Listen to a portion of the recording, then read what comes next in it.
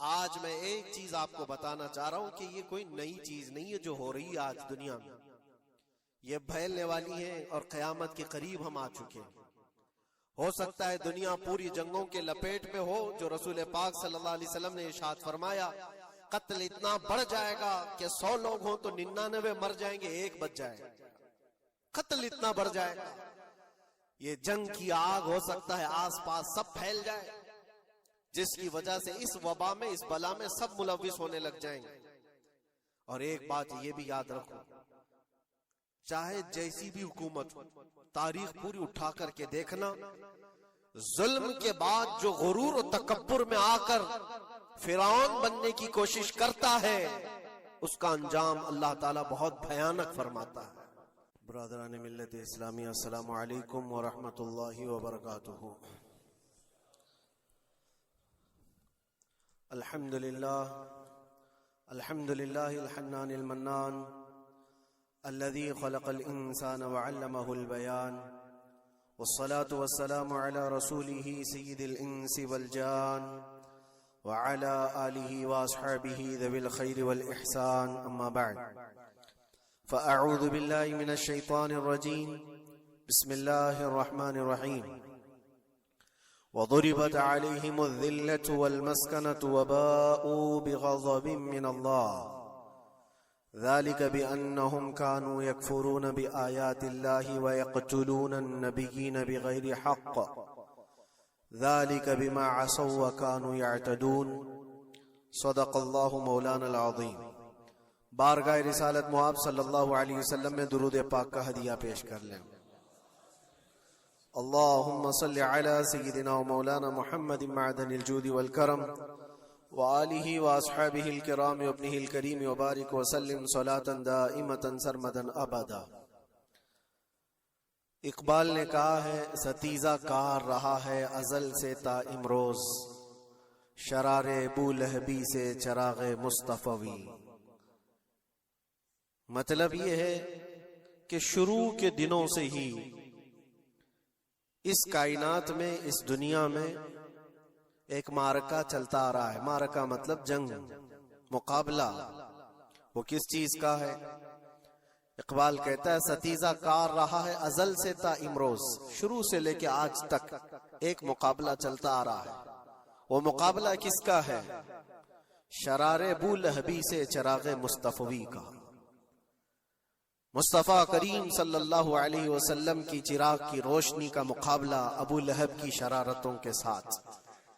تو ایک تو یہ کہ استعارہ ہے، اس سے پہلے بھی فرعون و موسیٰ کا، نمرود و ابراہیم کا علیہم السلام، یہ مقابلہ اس روئے ارضی پر چلتا رہا اور حق و باطل کے معرکے ہوتے رہے اور ہوتے بھی رہیں گے۔ فی زمانہ ہم جو حالات دیکھ رہے ہیں پوری دنیا میں، آج جنگوں کے حالات جو پیش کیے جا رہے ہیں، لوگ تو اب یہ خبریں ایسے سن رہے ہیں، کسی کے ہاں بم گرنے کی، میزائل گرنے کی، تو ایسا لگ رہا ہے جیسے بچے پٹاخے پھوڑ رہے ہیں۔ لوگ یہاں خبریں لے کر کے مزے لے لیتے ہیں، پھر فارورڈ کر دیتے ہیں۔ موت اتنی آسان ہو گئی ہے کہ اللہ کے نبی صلی اللہ علیہ وسلم نے 1400 سال پہلے یہ ارشاد فرمایا تھا کہ ایک زمانہ آئے گا کہ حرج بڑھ جائے گا۔ تو صحابہ نے پوچھا تھا یہ حرج کیا ہے؟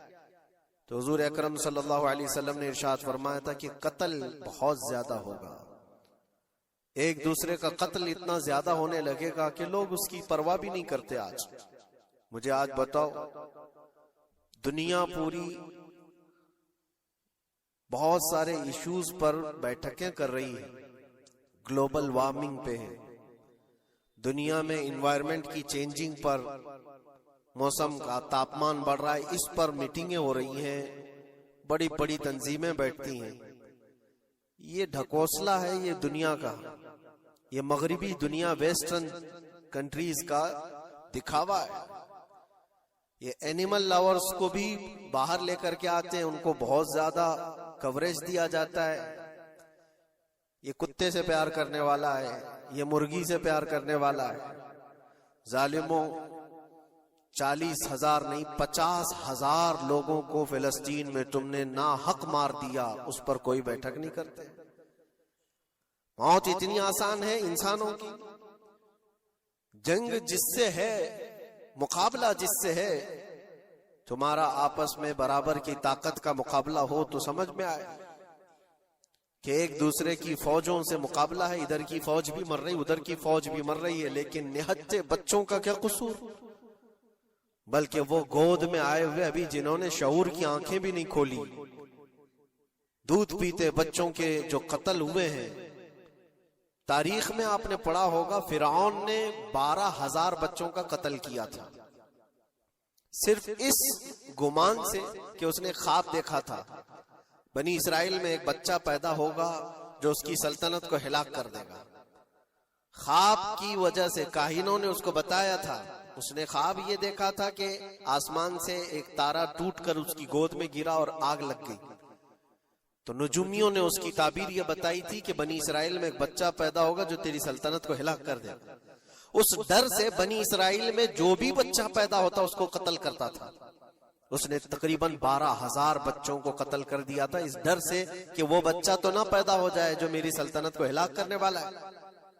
اور وہ موسیٰ علیہ السلام تھے، پیدا بھی ہوئے اور فرعون کے گھر میں ہی پلے، اللہ کا نظام ہے۔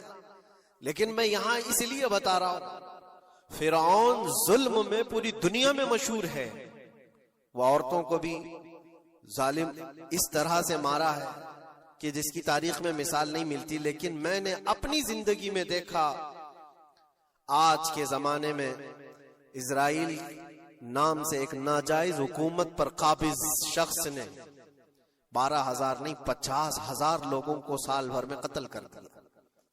یہ تاریخ کا بھیانک چہرہ ہے۔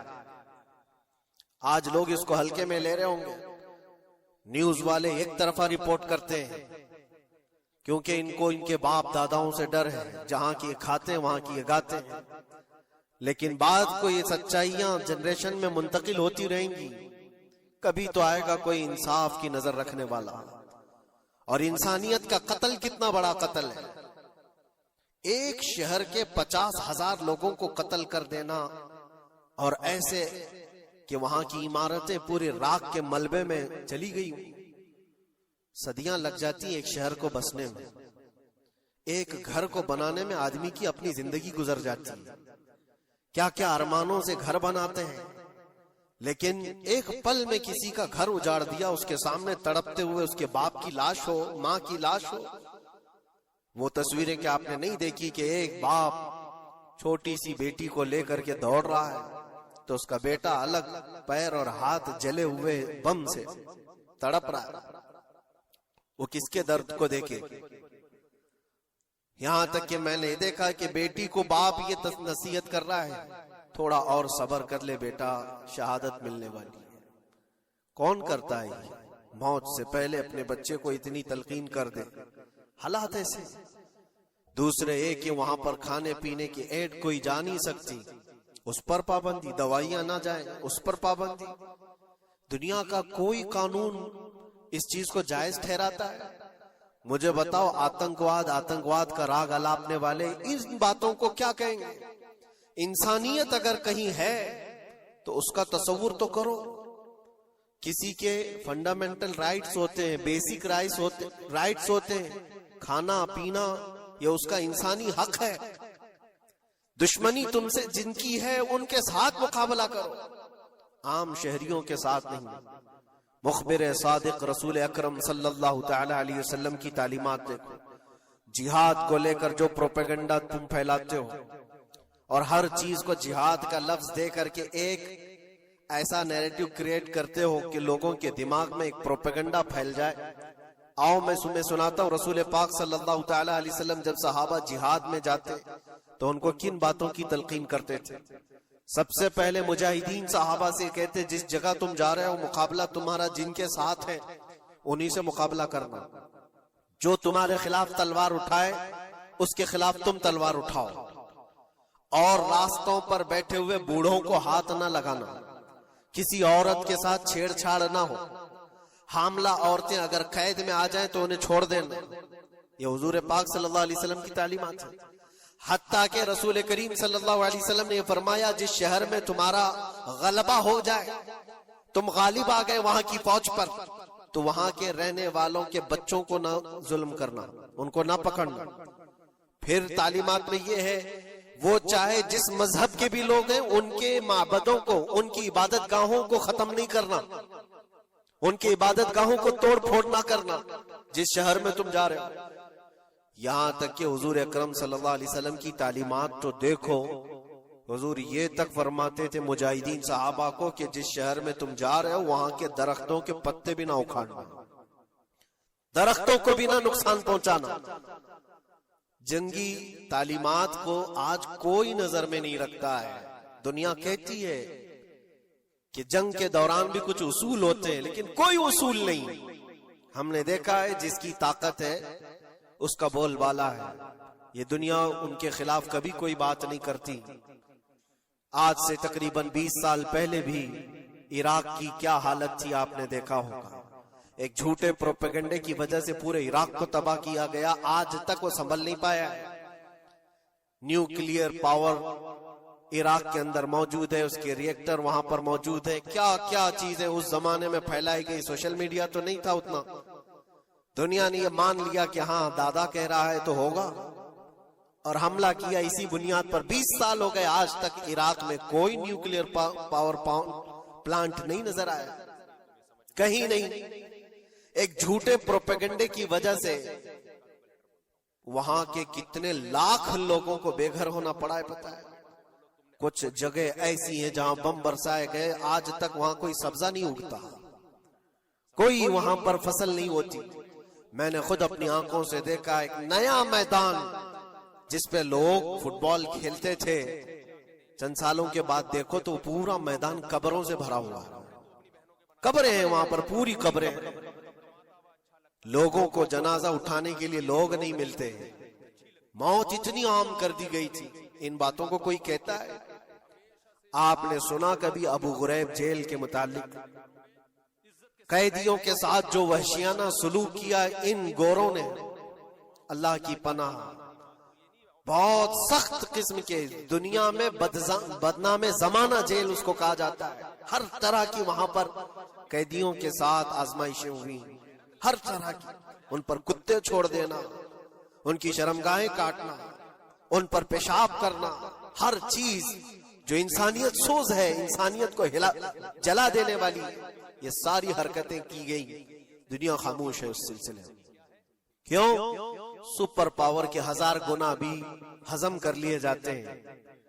چھوٹا ملک یا غریب آدمی کوئی بات کرے تو سارے اس پر ٹوٹ پڑتے ہیں۔ آج میں ایک چیز آپ کو بتانا چاہ رہا ہوں کہ یہ کوئی نئی چیز نہیں ہے جو ہو رہی ہے آج دنیا میں، یہ پھیلنے والی ہے اور قیامت کے قریب ہم آ چکے ہیں۔ ہو سکتا ہے دنیا پوری جنگوں کے لپیٹ میں ہو، جو رسول پاک صلی اللہ علیہ وسلم نے ارشاد فرمایا قتل اتنا بڑھ جائے گا کہ 100 لوگ ہوں تو 99 مر جائیں گے، ایک بچ جائے گا۔ قتل اتنا بڑھ جائے گا، یہ جنگ کی آگ ہو سکتا ہے آس پاس سب پھیل جائے، جس کی وجہ سے اس وبا میں، اس بلا میں سب ملوث ہونے لگ جائیں گے۔ اور ایک بات یہ بھی یاد رکھو، چاہے جیسی بھی حکومت ہو، تاریخ پوری اٹھا کر کے دیکھنا، ظلم کے بعد جو غرور و تکبر میں آ کر فرعون بننے کی کوشش کرتا ہے، اس کا انجام اللہ تعالیٰ بہت بھیانک فرماتا ہے، بہت بھیانک انجام ہوتا ہے۔ اب کے ظالم بھی اپنے انجام کے بہت قریب آ چکے، انہوں نے ظلم اتنا کیا ہے، وہ بچوں کی آہیں، وہ عورتوں کی چیخیں کیا بارگاہ رب العزت میں نہ پہنچی ہوں گی؟ رب تبارک و تعالیٰ خود فرماتا ہے سَيَعْلَمُ الَّذِينَ ظَلَمُوا أَيَّ مُنْقَلَبٍ يَنْقَلِبُونَ، ان قریب ظالم یہ دیکھ لیں گے کہ کس پلٹی میں اللہ تعالیٰ انہیں گرانے والا ہے۔ جو جال وہ اپنے دشمنوں کے لیے بنتے ہیں، اللہ تعالیٰ اسی جال میں ان کو پھنساتا ہے۔ آج دیکھنا آپ، تاریخ کی سچائیاں آپ کو اس بات کا جواب دیں گی۔ ظالم یہ سمجھتا ہے کہ میں خدا کے برابر ہو چکا، مجھے کوئی بھی ہلاک نہیں کر سکتا۔ اللہ تعالیٰ فرماتا ہے انما تکونوا یدرککم الموت ولو کنتم فی بروج مشیدہ، تم مضبوط قلعے میں کیوں نہ بیٹھے ہو، موت تمہارے پاس آ کر پکڑ لے گی۔ اور رب تبارک و تعالیٰ کے لیے کوئی چیز ناممکن ہے۔ لوگ آج ہوا بناتے ہیں کہ ایئر ڈیفنس سسٹم اتنا بڑا ہے کوئی کچھ نہیں کر سکتا، ایک چھوٹے سے پدے سے ایک ناجائز کنٹری کو محفوظ دکھانے کے لیے دنیا پتہ نہیں کیا کیا باتیں وائرل کرتی ہے۔ اسرائیل کے پاس آئرن ڈوم ہے، ایئر ڈیفنس سسٹم اتنے بڑے ہیں، کوئی نہیں آ سکتا۔ وہ خدا ہے؟ کوئی خدا ہے؟ لیکن دنیا آج دیکھ رہی ہے، بہت ساری چیزوں کو دیکھ رہی ہے۔ مجھے یہاں پر کسی کے سلسلے میں نہیں کہنا ہے، لیکن ایک بات کہنا ہے کہ نشہ میں چور، گھمنڈ میں چور جو بندہ ہوتا ہے، اللہ تعالیٰ کبھی اس کو مچھر سے بھی ہلاک کرتا ہے۔ بہت بڑی طاقت کا اس سے مقابلہ ہونا ضروری نہیں، تمہارے پاس ہوگا بہت بڑا سسٹم، لیکن رب تبارک و تعالیٰ جب انتقام لے لے تو پھر تمہارے لیے بہت بڑی طاقتوں کی ضرورت نہیں۔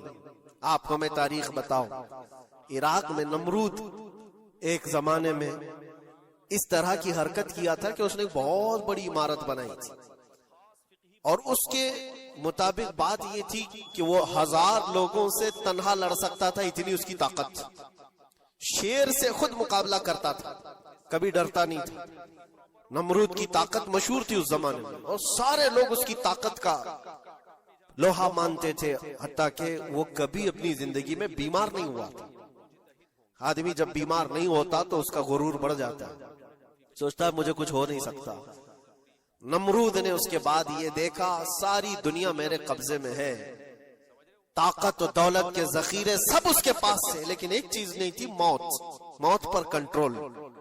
اس کو کیسے کیا جائے کنٹرول؟ یعنی مرنے سے بچ تو نہیں پائے گا، یہ کنٹرولنگ پاور بھی ہمارے پاس ہونا چاہیے۔ اس نے ایک بہت بڑی عمارت بنائی، کہا کہ خدا آسمانوں میں ہوتا ہے، ہم اتنی بڑی عمارت بنائیں گے کہ ان عمارتوں پر چڑھ کر خدا کو للکاریں گے۔ آجا میں مقابلہ کرتا ہوں، اور مقابلہ کر کے میں خدا کو گرا دوں گا کسی بھی طرح سے۔ اگر مجھ سے نہ ہو سکے تو پوری فوج کو تیار کروں گا، خدا سے لڑائی لڑ کر کے ایک بار وہ موت اور حیات کا پاور اپنے ہاتھ میں لے لیں گے، پھر ہم کو جب تک چاہے جینا ہے۔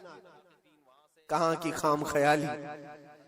لیکن اس نے بنایا، پوری دنیا بھر سے لوگوں کو جمع کیا، سب کی زبان ایک بنایا، سب کی کرنسی ایک بنایا، ساری اس پوری دنیا کے لوگ اس کی فوج میں، سب کو یہ باور کرانا شروع کیا کہ ہماری لڑائی ہے دنیا سے نہیں، ہماری لڑائی کریٹر سے، خالق سے۔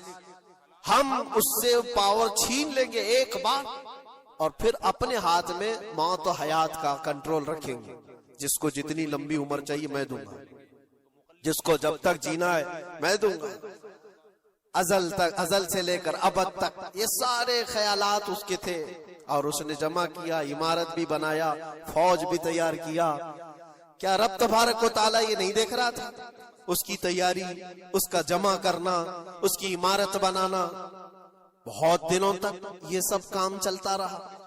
رب تبارک و تعالیٰ کسی سے غافل نہیں، دلوں میں گزرنے والے حالات سے بھی بے خبر نہیں، لیکن بندے کو رب تبارک و تعالیٰ ڈھیل دیتا ہے۔ قرآن میں رب تعالیٰ فرماتا ہے وَلَا يَحْسَبَنَّ الَّذِينَ كَفَرُوا أَنَّمَا نُمْلِي لَهُمْ خَيْرٌ لِأَنفُسِهِمْ إِنَّمَا نُمْلِي لَهُمْ لِيَزْدَادُوا إِثْمًا۔ کافر جو ان کو ڈھیل ملی ہے یہ نہ سمجھیں کہ ہم نے جو ان کو چھوڑ رکھا ہے ان کے لیے بہتر ہے، بلکہ اس لیے ہم چھوڑ رکھیں کہ وہ اور زیادہ کریں، اور زیادہ کریں۔ لِيَزْدَادُوا إِثْمًا وَلَهُمْ عَذَابٌ مُّهِينٌ، پھر ہم ذلت والا عذاب انہیں دینے والے ہیں۔ یہ مت سمجھ لو کہ رب تبارک و تعالیٰ ان سب چیزوں سے بے خبر ہے۔ نمرود اتنا سب کرتا رہا، اللہ نے اس کو چھوڑ رکھا، بنا لے لمبی عمارت، بنا فوج بھی بنا لی، ساری چیزیں بنا لیا۔ مقابلے کے لیے اس نے دن بھی طے کر لیا۔ اس کے بعد اس کو خدا سے لڑائی لڑنی تھی، کہاں خدا تک پہنچنے کی بات، لیکن بندہ جب غرور و تکبر میں آتا ہے تو وہاں تک بھی سوچتا ہے۔ اسے موت پر کنٹرول حاصل کرنا تھا، بس یہ ایک چیز تھی۔ پھر جب وہ دن آیا، کتابوں میں ملتا ہے اللہ تبارک و تعالیٰ نے فرشتے اس کی جو تعداد ہے اس کا کسی کو علم نہیں. بارش کے جتنے قطرات گرتے ہیں نا، ایک ایک فرشتہ بوند لا کر رکھتا ہے. اب آپ اندازہ کر سکتے ہیں فرشتوں کی تعداد کتنی ہو سکتی. اس میں جو بڑے فرشتے ہیں وہ جبرائیل، میکائیل، اسرافیل اور اسرائیل علیہم السلام، جو سردار ملائکہ ہیں، فرشتے ہیں. ان کے اپنے اپنے کام ہیں، بہت پاورفل فرشتے ہیں. ان کی بات نہیں کر رہا.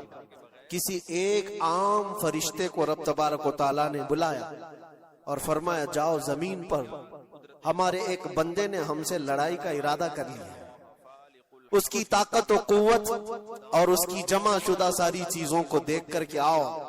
وہ فرشتہ زمین پر آیا. جس جگہ پر اس نے یہ سب جمع کیا تھا، فرشتہ اتر کر صرف اپنے پیر ہلایا تھا، پوری عمارت بھسم ہو گئی. کچھ نہیں کیا تھا، اس کی بنائی ہوئی عمارت بھسم ہو گئی. جتنی فوج جمع کیا تھا سب کیڑے مکوڑوں کی طرح مر گئے، اور سب کی زبانیں مختلف ہو گئی، کوئی ایک دوسرے کو پہچان نہیں پا رہا. یہ منٹوں کی بھی بات نہیں تھی، سیکنڈوں کی بات تھی. فرشتہ واپس چلا گیا، نمرود کا زوال ہو گیا، ختم ہو گیا. یہ تاریخ کی ایک بات ہے، اور یہ روایت ہم اپنی کتابوں میں نہیں رکھتے. یہ روایت یہودیوں کی کتابوں سے ہی ہے. یہودی اس بات کو یقین کرتے ہیں، اور اسی وجہ سے اس بات پر وہ دوبارہ عمل کرنے کے لیے پھر کوشش میں ہے. نیو ورلڈ آرڈر جو کہا جاتا ہے، پوری دنیا کو اکٹھا کرنا، ایک کرنسی بنانا، ایک لینگویج پر لانا، اور سب کو ملا کر کے ایک طاقت حاصل کرنا، سپیس پر جانا، اور پھر وہی چیزیں دہرانی جا رہی ہے. دنیا وہی چیز ایک دوبارہ بار ٹرائی کرنا ہے، جس کے لیے آپ کو پتہ ہے یہ چھوٹی سی قوم پوری دنیا پر کنٹرول حاصل کرنے کے کیسے کیسے خواب دیکھتی. اگر آپ جائیں، اسلام دشمنی تو ان کی پرانی ہے، لیکن یہ جو 50,000 لوگوں کا قتل ہے، یہ صرف اور صرف ان کے اپنے ایک چھوٹے مقصد کے لیے. ہو سکتا ہے بہت ساری باتیں ہوں. غزہ پٹی ایک ہی علاقہ بچا ہوا ہے فلسطین کا، باقی سب تو یہ قبضہ کر چکے. 1947 کے بعد، 48 کے بعد چھوٹا سا حصہ جو باقی غزہ پٹی، جس کی 20 لاکھ کی آبادی، اس علاقے پر اتنی زیادہ کیوں کرورتا ہے؟ کیوں؟ باقی سب جگہ پر اور بھی دیگر جگہ پر، یروشلم میں، ویسٹ بینک میں، کئی جگہوں پر مسلمان آباد ہیں. یہ غزہ کے لیے کیوں اس قدر سختیاں ہیں؟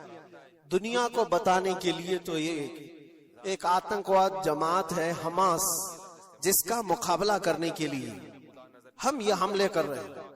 لیکن آج تک یہ دنیا کو بتا نہیں سکے کتنے حماسیوں کو قتل کیا، کتنے حماس کے لوگ پکڑے گئے، کتنوں کو مارا گیا. چند ہوں گے، لیکن اس کے بدلے میں جو بھاری قیمت چکائی ہو غزہ کے نہتے لوگوں نے، 50,000 لوگوں کا قتل، یہ تو ریکارڈ پہ دکھ رہا ہے. باقی اللہ عالم، باقی کتنے ہیں جن کی تعداد مل نہ سکی ہو. بعض دانشوروں نے یہ بھی بتایا اس کو صرف اور صرف ایک کینل بنانا ہے جو دنیا کی ٹریڈنگ پر قبضہ حاصل کرنے کے لیے. جو سوئس کینال ہے ایجپٹ کا، جس سے میڈیٹرین سی سے لے کر کے گزرتے ہیں، 2 سمندروں کو جوڑنے کے لیے ایک کینل ہے مصر میں، ایجپٹ میں، جہاں سے ایجپٹ ہر گزرنے والے جہاز سے ٹیکس لیتا ہے، ہر گزرنے والے جہاز سے ایک بھاری قیمت لیتا ہے، جس سے ٹریڈنگ پر اثر بھی رہتا ہے. اور جب وہ چاہے بند کرے، 2 مرتبہ اس نے بند بھی کیا تھا تاریخ میں، 1950 کے بعد. اور یہ خواب دیکھتا ہے اسرائیل کہ ہم اپنی ہی جگہ سے ایک کینل بنا لیں تقریباً 300 کلومیٹر، جس کے لیے اس کو غزہ حاصل کرنا بہت ضروری ہے. یہ بعض لوگوں کی اپنی تحقیق ہے. تو کیا کوئی اپنے مفاد کا حاصل کرنے کے لیے 50,000 لوگوں کا قتل کر سکتا ہے؟ دنیا کو یہ بھیانک چہرہ بھی تو معلوم ہونا چاہیے. اگر ان کو کوئی راستہ بنانا ہے تو اس کے لیے انسانیت کا قتل کرنا. میں آپ کو ایک بات عرض کیے دیتا ہوں، قرآن پاک نے جو فرمایا وہ حق ہے، 100% حق ہے. اللہ نے فرمایا، میں نے خطبے کے بعد جو آیت پڑھی، وَضُرِبَتْ عَلَيْهِمُ الذِّلَّةُ وَالْمَسْكَنَةُ، اللہ فرماتا ہے ان پر ذلت اور غربت لکھ دی گئی. کس پر؟ یہودیوں کے متعلق. وَبَاءُوا بِغَضَبٍ مِّنَ اللَّهِ، اور اللہ کے غضب میں رہیں گے وہ ہمیشہ. آپ سورہ فاتحہ میں پڑھتے ہیں نا غیر المغضوب علیہم ولا الضالین. مغضوب کا مطلب کیا ہے؟ جن پر اللہ کا غضب ہوا، اور وہ یہود قوم ہے. قرآن پاک کی میں آپ کو بات بتا رہا ہوں. اور اللہ تعالیٰ فرماتا ہے وجہ کیا ہے؟ ذالک بانہم کانوا یکفرون بآیات اللہ، وہ اس لیے کہ اللہ کی نشانیوں کو ٹھکراتے ہیں. ویقتلون النبیین بغیر حق، اور اللہ کے نبیوں کو ناحق قتل کرتے ہیں. اب دنیا کو یہ افسوس ہو رہا ہوگا، جیسے میں نے ابھی بتایا 50,000 لوگوں کا قتل وہاں کر دیا. ایران میں گھس گیا، شام میں گھس گیا، لبنان میں گھس گیا، ہر جگہ مار مار مار اور لوگوں کا قتل. میرے عزیزو، یہ تو عام لوگوں کا قتل ہے، اور قرآن یہ کہتا ہے یہ وہ قوم ہے جو اللہ کے نبیوں کو قتل کرتی تھی. اور تاریخ میں ہے تقریباً 10,000 نبیوں کو انہوں نے قتل کیا ہے. 10,000 نبیوں کو انہوں نے قتل کیا ہے، صرف اپنی من مانی بات نہ پائے جانے کی وجہ سے. حضرت زکریا علیہ السلام کی بات معلوم ہے، یہ تو بیت المقدس کے متولی تھے. زکریا علیہ السلام بیت المقدس کے امام تھے، جن کا ذکر ہے قرآن پاک میں. حضرت زکریا علیہ السلام کے پیچھے یہی قوم جو ان کی امت میں تھی، یہودیوں کے لیے بھی وہ مقدس نبی تھے. لیکن ان ظالموں نے حضرت زکریا علیہ السلام کو دشمنی میں رکھ کر کے ایسا قتل کیا تھا. اللہ اکبر. زکریا علیہ السلام ان سے بھاگ کر کے نکلے تھے اور ایک درخت کو جا کر کہا اے درخت کھل جا، میں تجھ میں آتا ہوں. درخت کھل گیا، حضرت زکریا علیہ السلام اس میں اندر چلے گئے، درخت پھر بند ہوا. تاریخ میں موجود ہے. ابلیس لعین نے، شیطان مردود نے یہودیوں کو راستہ بھی بتایا اور درخت بھی بتایا کہ اس کے اندر زکریا چھپے ہوئے، اس کے اندر زکریا ہے. یہودیوں نے تیز آری لے کر کے درخت کو اوپر سے کاٹنا شروع کیا کہ درخت کے 2 ٹکڑے ہوں گے تو زکریا علیہ السلام تک بھی پہنچ جائے. انہوں نے آری سے کاٹتے کاٹتے کاٹتے ان کے سر تک پہنچا دیا. اور جب حضرت زکریا علیہ السلام کو اپنے سر کے اوپر سے کٹنے کی آواز آنے لگی تو اب سوچا کہ اب یہ آری سے پورا کٹ جائے. اللہ تعالیٰ کی طرف سے ندا آئی، اے زکریا صبر کر لو، اگر تم اس پر آواز نکالو گے تو صبر والوں میں سے تمہارا نام نکل جائے. یہاں تک کہ تاریخ میں ہے وہ یہودیوں نے آری سے کاٹتے کاٹتے حضرت زکریا علیہ السلام کے سر کو چیر دیا اور جسم کے 2 ٹکڑے ہو گئے. اللہ کے نبی خاموش رہے، صبر کر کے رہ گئے.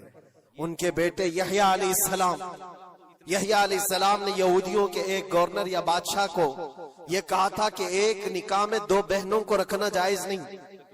اس نے 2 بہنیں ایک ساتھ اپنی زوجیت میں رکھا تھا. صرف اتنی بات پر حضرت یحییٰ علیہ السلام صرف 33 سال کے جوان تھے. اس یہودی ظالم نے یحییٰ علیہ السلام کے سر کو کاٹ کر کے برتن میں لا کر ناشتے میں رکھا تھا. اللہ کے نبی کی بات کر رہا ہوں، اللہ کے نبی کے سر کو کاٹ کر تشت پہ رکھا تھا. لیکن تاریخ کی سچائیاں بتاتی ہیں کہ وہ کٹے ہوئے سر سے یحییٰ علیہ السلام بولتے تھے اے ظالم اب بھی میں کہتا ہوں ایک نکاح میں 2 بہنوں کو رکھنا حرام ہے، حرام ہے. یہ اللہ کے نبیوں کی زندگی میں بتا رہا ہوں جن کے ساتھ انہوں نے کی. عیسیٰ علیہ السلام، یہ پاگل عیسائی جو آج ان کی کپڑوں میں جا کر بیٹھے ہوئے ہوتے ہیں جبکہ زندگی بھر یہ لڑتے رہے ہیں. قرآن بھی کہتا ہے وقالت اليہود لیست النصارى علی شیء وقالت النصارى لیست اليہود علی شیء. دونوں لڑتے تھے. یہودی کہتے عیسائی کوئی چیز ہی نہیں، عیسائی کہتے تھے یہودی کوئی چیز ہی نہیں. ان کی جنگیں اتنی خطرناک ہوئی، یہ سب لپا پوتی کر کے آج دکھاتے ہیں کہ ہم سب ایک ہیں. بہت گہری دشمنیاں ان کے درمیان تھی. عیسائیت، حضرت عیسیٰ علیہ السلام کو کیا کیا گیا؟ جب انہوں نے اپنے پیغامات پھیلائے تو عیسیٰ علیہ السلام کو بھی قتل کرنے کا منصوبہ یہودیوں نے بنایا تھا اور پورے لوگ آ کر حضرت عیسیٰ علیہ السلام کے گھر کو گھیراؤ کر لیے. عیسیٰ علیہ السلام کو اس رات اللہ تعالیٰ نے آسمانوں پر اٹھا لیا اور ایک یہودی کو اندر دیکھنے کے لیے بھیجا تھا یہودیوں نے کہ جا کے دیکھو عیسیٰ ہے کہ نہیں. تو اللہ تعالیٰ نے وہ آئے ہوئے یہودی کو عیسیٰ علیہ السلام کی شکل دے دی. عیسیٰ علیہ السلام کو اٹھا لیا.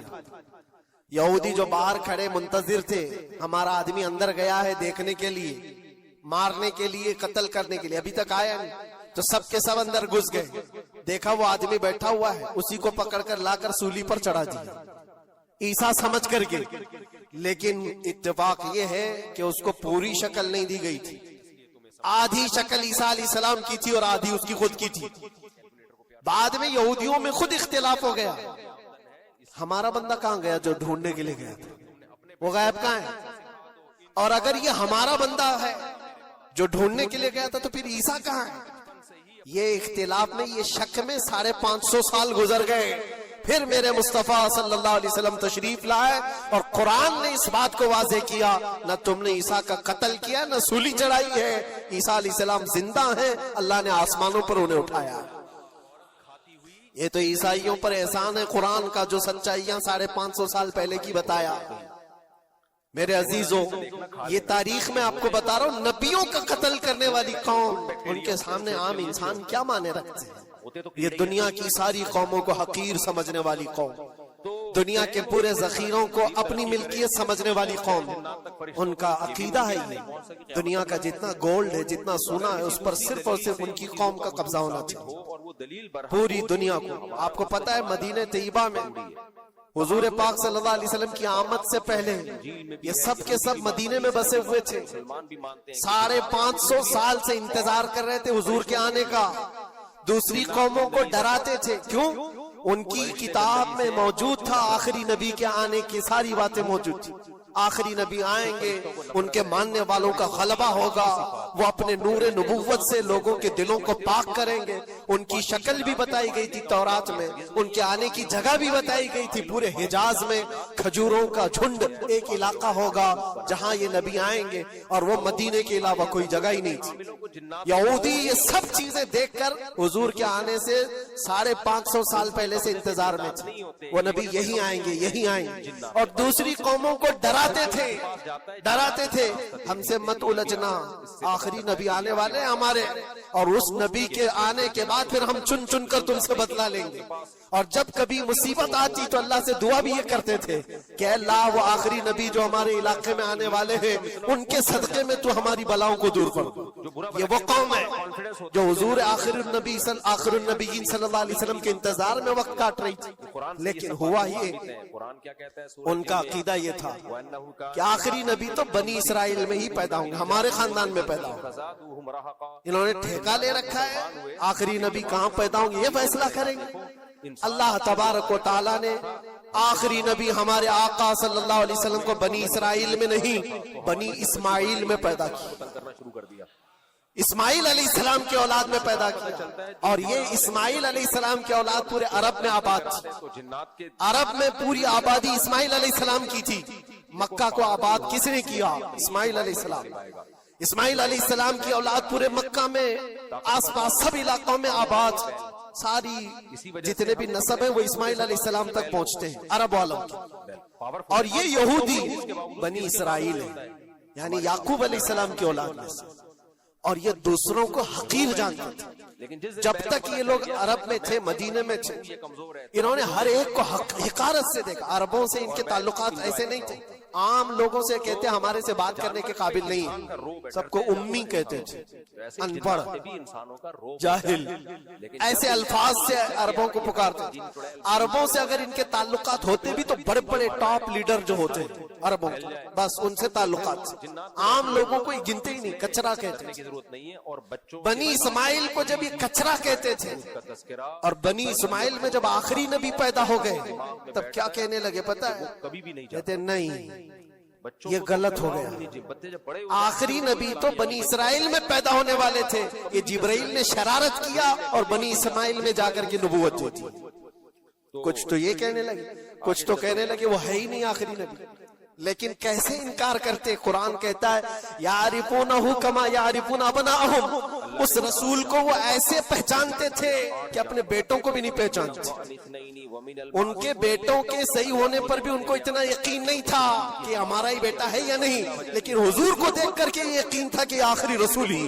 ہمارے لیے 4 جانور آخری رسول ہونے کی ساری نشانیاں انہوں نے جو پڑھی تھی وہ سب حضور کے پاس موجود تھی. سب سے پہلے اسی لیے تو میرے عزیزوں جو صحابہ یہودیت سے اسلام میں آئے انہوں نے سب نشانیاں دیکھی.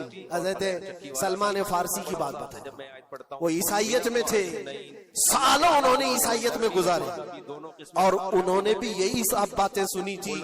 یثرب ایک علاقہ ہے حجاز میں, کھجوروں کے باغات کا جھنڈ ہے, وہاں پر آخری نبی وہی آنے والے ہیں. تو یہ کہاں سے آئے تھے؟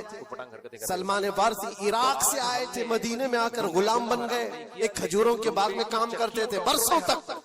پھر وہ وقت آ گیا جب حضور پاک صلی اللہ تعالی علیہ وسلم مکہ سے ہجرت کر کے مدینے آئے تھے. مسجد قباء جہاں ہے وہاں 14 دن تک حضور قیام کیے ہوئے تھے.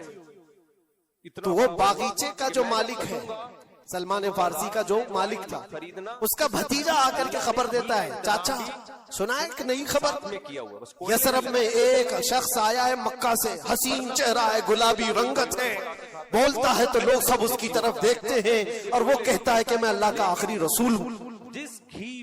یہودی کا بھتیجا اپنے چاچا کو خبر دے رہا ہے. سلمان فارسی کھجور کے درخت کے اوپر بیٹھے کھجور کاٹ رہے تھے, صاف کر رہے تھے. یہ خبر سنے کہ وہاں سے چھلانگ لگا کر نیچے آ گئے, جس کے انتظار میں تو سالوں گزار دیا. کیا کیا ڈاکٹروں نے, کیا کہا تم نے؟ مالک نے ایک تھپڑ رسید کیا اور کہا تو غلام ہے, آقاؤں کی بات میں دخل اندازی مت کر, جا تو اپنا کام کر. لیکن ان کی بے چینی تھی کہ وہ اگر آخری رسول آ چکے تو میری زندگی کا تو مقصد یہی ہے. پھر انہوں نے وقت نکالا دن کا اور حضور پاک صلی اللہ علیہ وسلم کے پاس پہنچ گئے. جب رسول کریم صلی اللہ تعالی علیہ وسلم صحابہ کے ساتھ موجود تھے, دیکھیں علامتیں جو انہوں نے پڑھی تھی اپنی کتابوں میں, وہ سب جانچنا بھی چاہتے تھے. کھجوریں لے کر کے گئے اور کہا یا رسول اللہ یہ قبول کیجیے, یہ صدقہ ہے. حضور نے لیا اور سب کو بانٹ دیا, اس میں سے کچھ بھی نہیں کھایا, کیونکہ سلمان فارسی نے یہ پڑھا تھا کہ آخری رسول صدقہ نہیں کھائیں گے. ایک نشانی دیکھ لی انہوں نے. دوسرے دن آئے, پھر وہ موقع نکالا اور کھجوریں لی اور آئے. حضور سے آ کر کے کہا کہ یہ لیجئے, قبول کیجئے, یہ ہدیہ. حضور نے خود بھی کھایا اور سب کو تقسیم کیا. کہا یہ کتاب میں موجود ہے, وہ آخری رسول ہدیہ کو انکار نہیں کریں گے, تحائف قبول کریں گے. 2 علامتیں دیکھی. پھر ایک دن, تیسرا دن تھا, رسول پاک صلی اللہ علیہ وسلم ایک جنازے میں تہبند تھی حضور کے, چادر تھی جسم کے اوپر. سلمان فارسی ایک اور نشانی دیکھنے کے لیے آئے ہوئے تھے جو کتابوں میں پڑھی تھی. کبھی حضور کے دائیں آتے, کبھی بائیں آتے, کبھی آگے کبھی پیچھے, پوچھنے کی یا کچھ بات کرنے کی کوشش کر رہے تھے. حضور صلی اللہ علیہ وسلم نے ان کو دیکھ لیا اور کہا سلمان آ جاؤ ادھر. بلایا, اپنی چادر ہٹائی اور کہا یہ مہر نبوت دیکھنے کے لیے آئے تھے. جو حضور صلی اللہ علیہ وسلم کے کندھوں کے بیچ میں ایک ایسا سفید نشان تھا جس کو مہر نبوت کہا جاتا ہے, وہ سورج سے زیادہ چمکتا تھا دونوں کندھوں کے بیچ, اور حضرت سلمان فارسی کو دیکھنے کے لیے آئے تھے. اور حضور نے ان کے پوچھنے سے پہلے چادر ہٹائی اور کہا یہی دیکھنے آئے تھے. سلمان فارسی نے کہا میں تو ایک چیز دیکھنے آیا تھا, آپ نے 2 چیز بتا دی. کیا چیز؟ میں تو مہر نبوت دیکھنے آیا تھا, آپ نے دکھا بھی دیا اور میرے دل کی بات کی خبر بھی آپ نے بتائی. نبی کو علم غیب بھی ہوتا ہے. اور سلمان فارسی نے کلمہ طیبہ پڑھ لیا. اسی سلمان فارسی کو آزاد کرانے کے لیے میرے آقا صلی اللہ علیہ وسلم نے صحابہ کے ساتھ مل کر کے 500 کھجور کے درخت لگائے تھے اور ایک باغیچہ دے کر کے اس یہودی سے آزاد کروایا. یہ اللہ کے نبی صلی اللہ علیہ وسلم کے پاس وہ صحابہ جو آئے تھے یہودیت سے یا عیسائیت سے, وہ جانتے تھے حضور کو, لیکن یہ اتنی خطرناک قوم ہے جن کو اللہ تعالیٰ نے دلوں پر مہر لگایا. یہ یہودی جو ایمان نہیں لائے اور یہ قیامت تک اسی طرح غضب میں رہنے والے. آج ان کا ابھار اگر آپ دیکھ رہے ہو تو شاید تاریخ پتہ نہیں ہوگی کہ کتنی ذلت کی زندگی بھی گزاری, کس طرح بھیک مانگے. آج یا اپنی تاریخ کو کہیں پر بھی سوشل میڈیا میں گردش کرتے ہوئے نہیں دیکھ سکتے, پابندی ہے. पूरी दुनिया में। खरबूजा खा के भी हिटलर के कत्ले आम के बारे में नहीं बोल सकता कोई, कुछ भी खाओगे मरो। यहूदियों को इतना मारा था उतना मारा था, नहीं, दुनिया में ये बोलने पर पाबंदी है। मसाइल पैदा हो रहे हैं, इनके किसी भी पुरानी तस्वीरें दिखाने पर पाबंदी।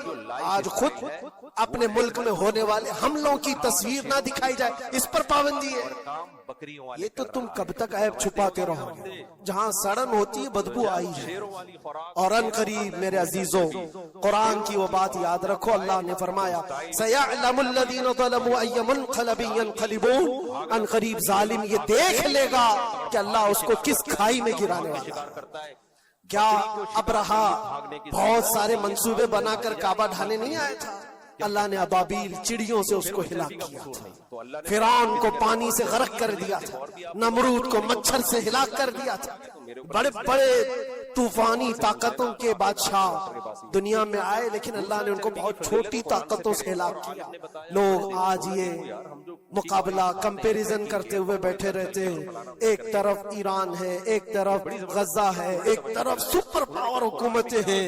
ये सारे कंपैरिजन दुनिया के हो सकते हैं, लेकिन रब तबारक व तआला की बादशाहत और उसकी सल्तनत जब इंतकाम पर आ जाए तो फिर मेरे अजीजों किसी मुल्क की भी जरूरत नहीं, सिर्फ हवाओं से मौला ताला ताकतों को खत्म फरमा देता।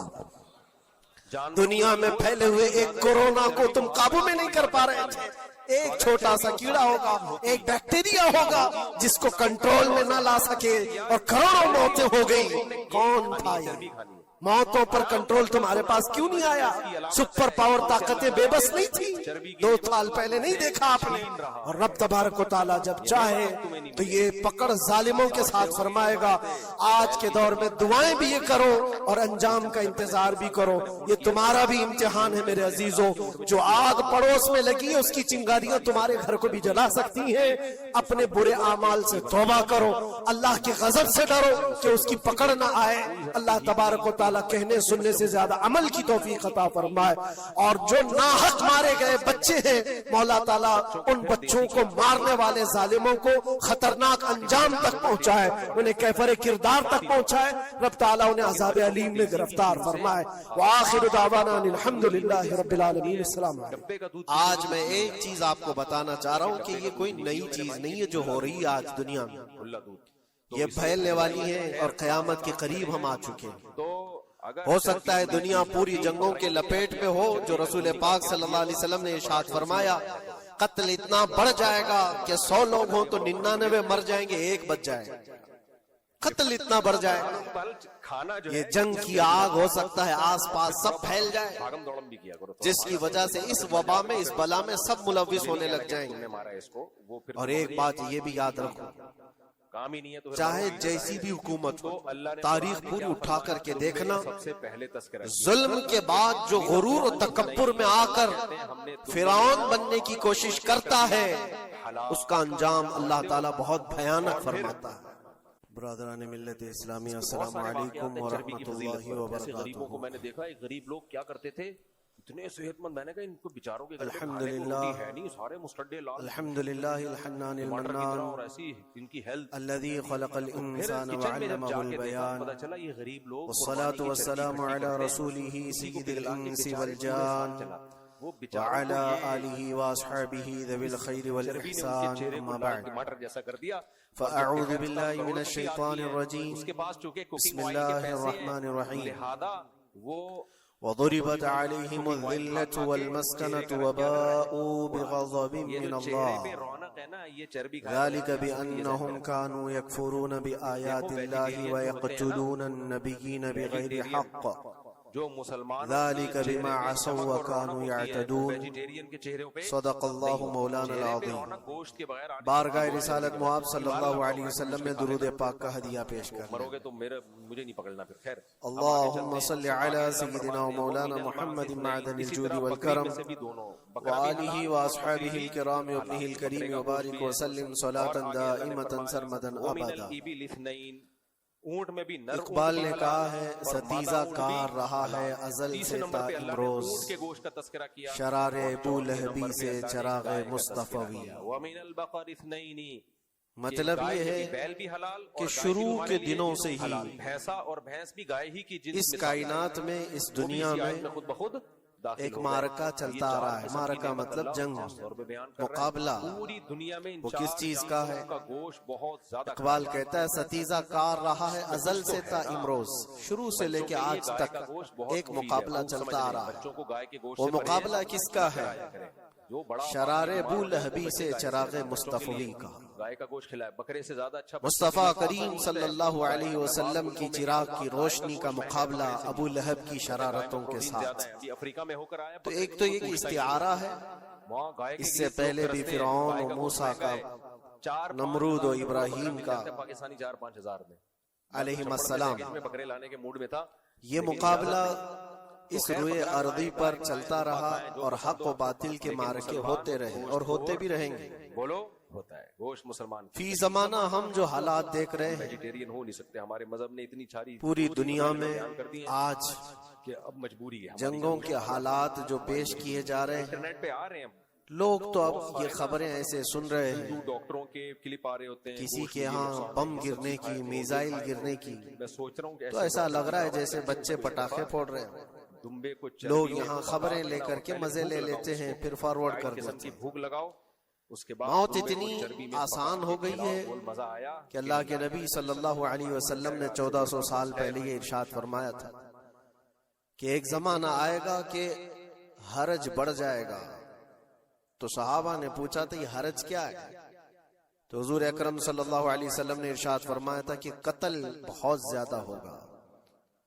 ایک دوسرے کا قتل اتنا زیادہ ہونے لگے گا کہ لوگ اس کی پرواہ بھی نہیں کرتے. آج چھوڑ دو گے ایک دہی. مجھے آج بتاؤ, اب چھوڑنا نہیں نہ دیکھنا, دنیا پوری ہوتے ہیں اس میں وہ بہت سارے ایشوز پر بیٹھکیں کر رہی ہے. ہوتے تو کیڑے, گلوبل وارمنگ پہ ہے, دنیا میں انوائرمنٹ کی چینجنگ پر, مزید ترقی کرے, موسم کا تاپمان بڑھ رہا ہے, اس پر میٹنگیں ہو رہی ہیں, بڑی بڑی تنظیمیں بیٹھتی ہیں. دوسری دلیل سے ان چیزوں کا یہ ڈھکوسلا ہے یہ دنیا کا, یہ مغربی دنیا ویسٹرن کنٹریز کا دکھاوا ہے.